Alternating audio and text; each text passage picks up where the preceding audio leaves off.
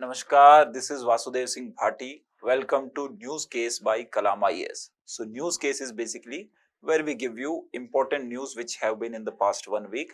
So the most important news in economy is of course the GDP data released by National Statistics Office of the quarter 3 of 23-24. So this is the heading which is in the Indian Express newspaper, that India's GDP data for 23-24's quarter 3, why GDP and GVA growth rates diverged. So difference between the two set of growth rate widened to 190 basis point. 190 basis points in quarter 3, a 10-year high. This large divergence is due to sharp increase in net taxes and fall in subsidies. So we will try to understand what is GDP, what is GVA, and why is there a difference between GDP and GVA, what is exactly the difference between GDP and GVA, and what are the benefits of GDP and GVA, which one of them is better indicator of economic growth of a country.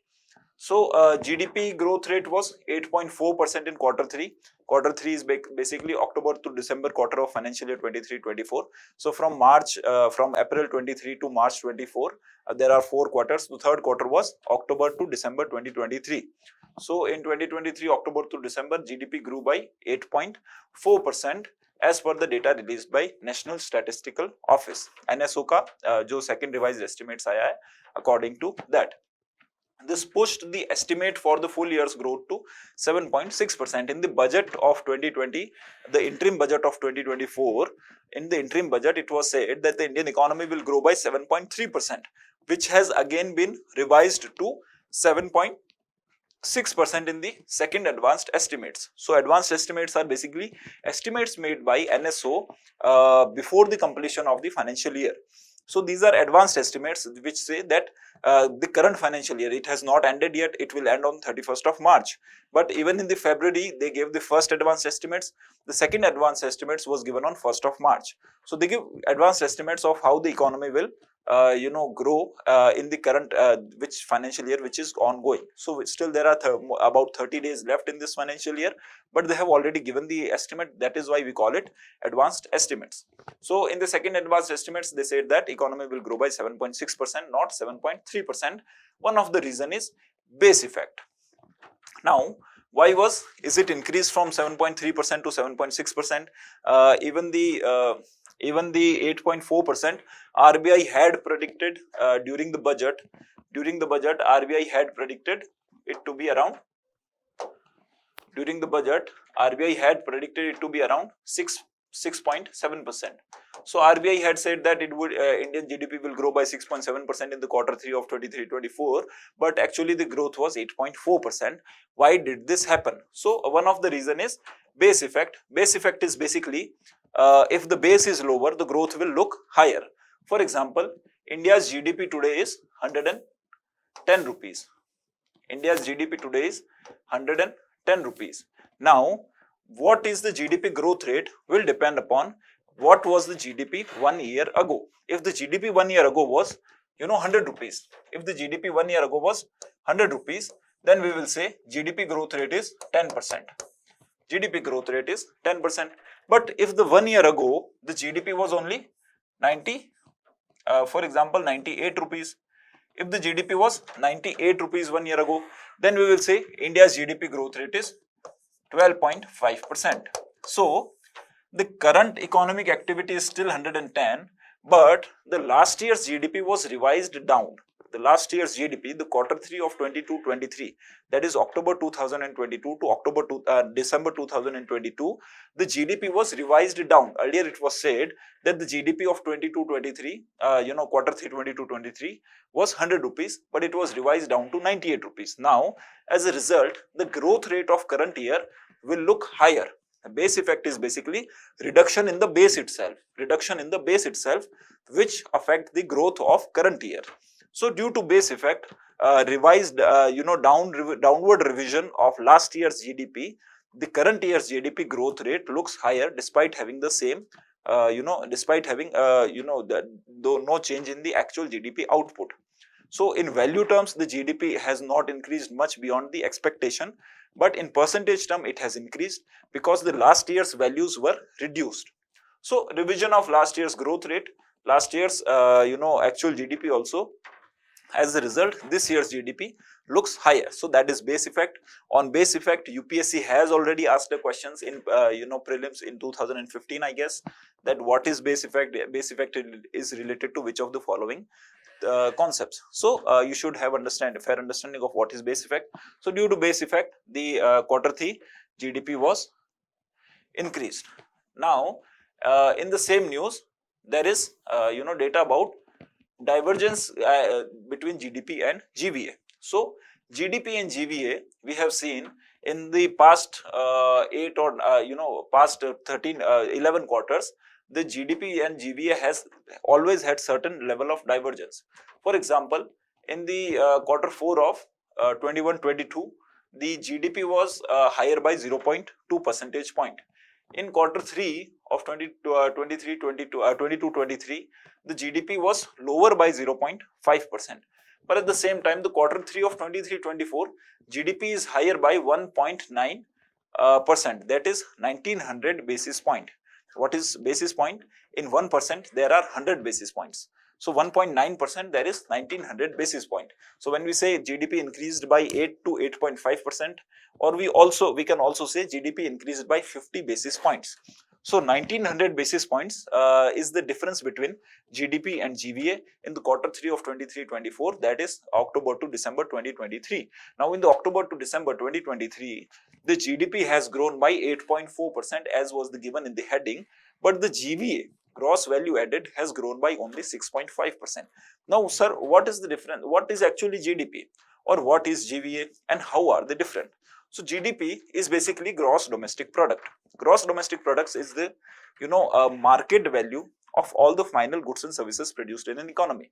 If this remote is sold for 200 rupees to final consumer, that is myself, then the worth of this remote in the GDP will be 200 rupees. These 200 will be added to the Indian GDP. If this watch was sold for 300 rupees, then the worth of this watch is 300 rupees in the India's GDP. So the market value of final goods and services produced in the economy is the GDP, that is gross domestic product. Now there is GVA, gross value added. Gross value added definition is basically the value of production minus the cost of intermediaries. Now what is gross value added? We take the same example of this remote, that it was sold to final consumer at 200 rupees, so GDP will add 200 rupees in it. Now what will GVA will do? GVA will ask what are the intermediaries used. So I will say, okay, the plastic was used and I used 50 rupees plastic.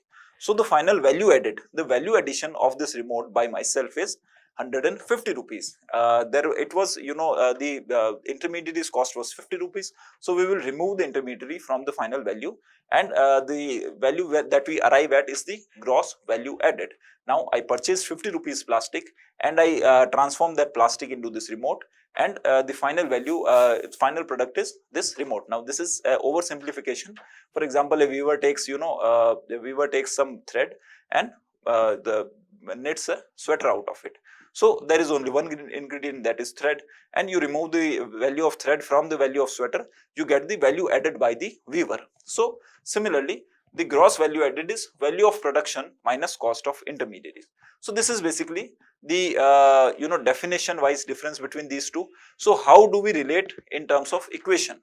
In terms of equation, GDP is equals to GVA plus indirect taxes minus subsidies. So for example, this remote was produced, the value of this remote is 200 rupees as per GVA. Now we take new example. The value of this remote is 200 rupees as per GVA. Now what will GDP will do, that what are the taxes that are charged by government and what are the subsidies that are given by government on this particular remote.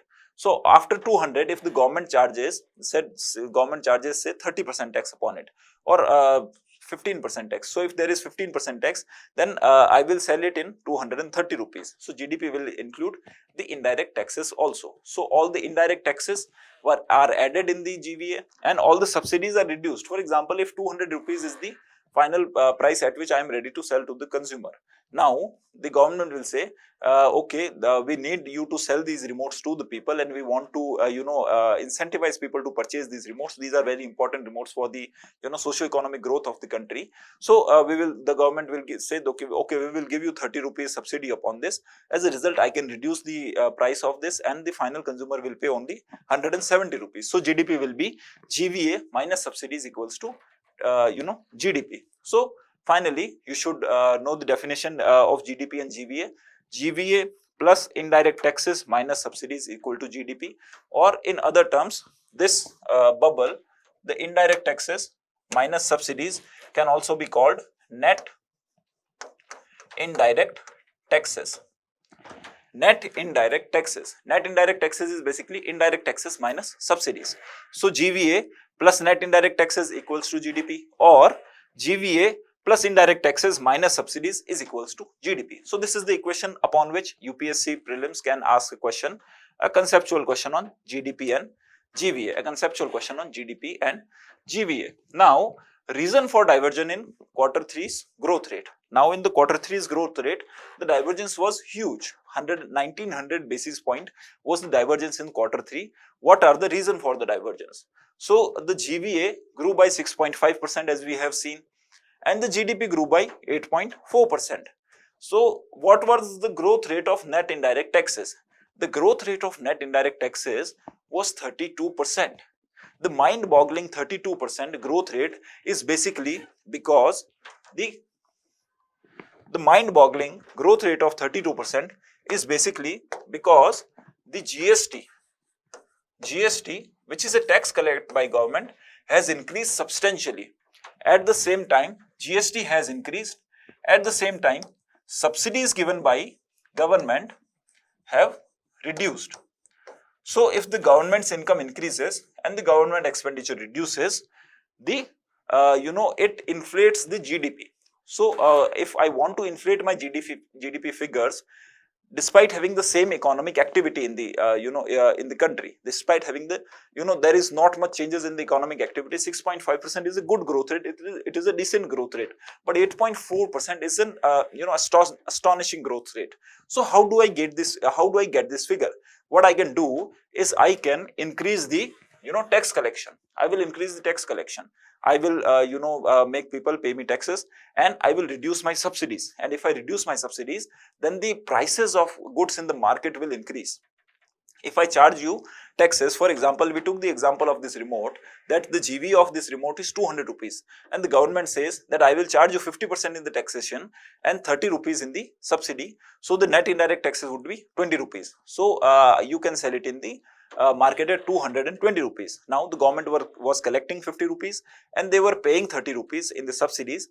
As a result, the price increased by only 20 rupees. Now the government says, we remove all the subsidies. We are not paying you any subsidies, and instead of paying me 50 rupees taxes, you will pay me 60 rupees taxes. Now what will be the effect of what will be the effect of government step in the prices in the goods in the market will be, the prices will increase from 200 rupees to 260 rupees. So that was seen in the quarter 3 figures of 23-24, that the GVA, the gross value added, was increased by 6.5%, but still the GDP increased by 8.4% because of a very good collection of indirect taxes, and direct taxes also were collected very good. So the net indirect taxes increased by 32%. The subsidies were reduced, the taxes were increased. As a result, the net indirect taxes increased by 32%, and it in sort of way inflated the figures of the GDP. Now when the government increases taxes and government reduces subsidies, it does not benefit the economy as much.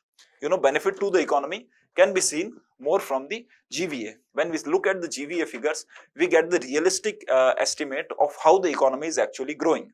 GDP can be inflated or can be changed, can be manipulated by the government activities. So the GDP grew by 8.4%. Despite having GVA of 6.5%. So this was one of the reason in the divergence of GDP and GVA. Now it is said that GVA is a better measure compared to GDP. Why is GVA a better measure? The first thing is GVA exclude the intermediary goods, and avoid double counting. For example, if I am weaving a basket, for example, if I am weaving a sweater and I purchase wool from the market. Now, the wool can be purchased for anything. We will take a better example. I am a baker and I make cakes. Now, I purchase Parle-G biscuit and I make cake from the biscuit. Now, when I purchase the Parle-G biscuit, it is assumed that I am the final consumer, and the rupees, I purchase 10 packets of, 5 packets of Parle-G biscuit of 10 rupees each. So, I purchase 50 rupees Parle-G biscuit. I purchase rupees 50 Parle-G biscuit, and which are added to GDP. Now, this will be added to GDP, and I make the cake out of those Parle-G biscuit and I sell it in the market at 250 rupees. Now, the GDP will say, okay, the Indian GDP is increasing exponentially and Indian economy is increasing exponentially. The final GDP figure will be rupees 300. Rupees 300. Whereas the GVA will ask, how much is the value addition has been done by Parle-G? Value addition has been done by rupees 50. Parle-G has done a value addition of rupees 50. They grow their own wheat and they produce their own biscuits. So value addition was done by Parle-G was rupees 50. What was the value addition that was done by the baker? What does the value addition that is done by me? I will say I purchased 50 rupees Parle-G and I made a cake out of it that I sold it at 250 rupees. So the GVA estimator will say, okay, so value addition by you is 200 rupees because out of 50, they have already been counted. So we will remove the intermediaries. We will just calculate the value of output minus intermediary, that is 200 rupees. So that gives us a GVA of 250 rupees. Now the GDP here is inflated because of double counting, of the ingredients, because of double counting of intermediaries. So that is why it is also said that GVA is a better measure or better estimate of how the economy is actually functioning. GDP can sometimes double count the figures and inflate the GDP. So that is the first reason. Second is GVA allows for sectoral contribution. Now we can look at which sector has contributed how much in the economy by looking at the GVA figure. GDP of each sector is difficult to calculate, whereas GVA of each sector is very easy to calculate. That is how actually GVA functions. It calculates the value added by each sector. Now, what is the benefit of having the GVA of each sector? It helps in better policy decisions. Now, the government knows exactly which sector is in the peril and which sector is doing well. Now, when the government knows which sector is doing well, which sector is giving us more return, then they will promote private investors to invest in that sector, and at the same time they will also provide good infrastructure to that sector. And government can also identify, okay, this sector is not doing well, so there is need for more support from the government. There is need for better infrastructure and more support from the government to this particular sector. So it can help in better policy decisions to the government. Second is productivity of each sector can also be ascertained. Productivity of each sector, how is each sector is performing, what is the productivity that each sector is giving us. And investors can invest in high growth industry after looking at the GVA figures. When they look at the GDP figures, what they find is the the final figures of the economy, how the economy is doing, but they might not be able to understand how the agriculture industry is doing or agriculture sector is doing, or how the manufacturing sector or the mining industry is doing. So they can look at the GVA figures and help to identify, diversify their investment in the industries which are growing well, which are doing well in the economy. So it helps investors also take a decision, and it also provides a common metric for international comparison. Now GVA is calculated in, it is a more acceptable measure of economic growth, and that is why every country, almost every big country will have its GVA figures, and GDP figures can differentiate depending upon the depending upon the methods used by tools. The GDP can be calculated by different methods also. So GDP figures are not as reliable as GVA. As a result, the GVA is a common metric for international comparison. So what are the difference between GVA and GDP, and why is GVA better than GDP? So first is GVA exclude intermediaries, so it avoids double counting. Second is GVA allows for sectoral contribution, so the government can make better policy decisions. At the same time, investors can also make a better decision, and the investors also can compare Indian agriculture market with Germany agriculture market. They do not have to compare all of the economy. They can compare the agriculture market of India as well as Germany. At the same time, GVA cannot be manipulated by government actions. The GDP can be manipulated by increase in taxes rate and reduction in subsidies. So, sectoral growth rate given by GVA in the quarter 3 of the second estimates of the NSO. So, if we look at the sectoral growth rate, the manufacturing sector grew by 11.6%. The manufacturing sector grew by 11.6%. The mining sector grew by 7.5%. You understand this before we look at the graph, that you do not have to memorize any of this data. What you have to look at is to understand how the economy is actually functioning. Okay. So the construction sector grew by 9.5%, and the finance and real estate sector grew by 7%. Despite this, good growth in all these industries, the GVA grew by 6.5% only, because the agriculture sector actually saw a decline of 0.8%. The growth rate in agriculture sector was actually negative. The growth rate in agriculture sector was actually negative. Actually, agriculture sector saw a decline in GVA of quarter 3 23-24.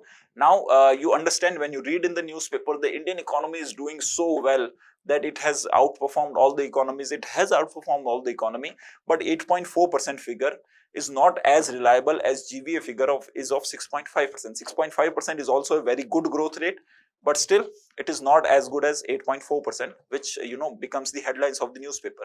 Now you read the newspaper articles and you identify and you understand, okay, which one is the more reliable figure. When GVA grows, then that is a more reliable estimates of how the economy is doing.